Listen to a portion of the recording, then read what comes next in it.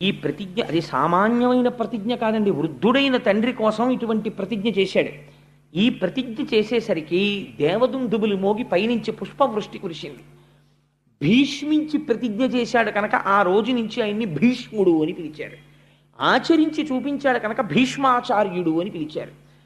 అప్పుడు తండ్రి గారు విని తెల్లబోయాడు. ఎంత త్యాగం చేశావురా, నీకు 2 వరాలు ఇస్తున్నాను. ఒకటి, యుద్ధ భూమిలో నువ్వు చేతిలో కోదండం పట్టుకొని ధనస్సు పట్టుకొని ఉండగా నిన్ను దేవేంద్రుడు కూడా ఓడించలేడు. 2, నీకు మరణము లేదు, స్వచ్ఛంద మరణం. నువ్వు కోరుకుంటే వస్తుంది, నువ్వు కోరకపోతే రాదు. అందుకని నీకు ఈ 2 వరాలు ఇస్తున్నానని సత్యవతీదేవితో సంతోషంగా కాలం గడుపుతున్నాడు. ఆయన కంటే వృద్ధాప్యం వచ్చేసినా సరే వెర్రి కోరికలు పుట్టాయి, కానీ కాలుడు ఊరుకుంటాడండి. నాకు ఇప్పుడు వెర్రి కోరిక పుట్టిందండి అంటే ఊరుకుంటాడా? 2 కొడుకులు పుట్టాడు, చిత్రాంగదుడు విచిత్ర వీర్యుడు అని.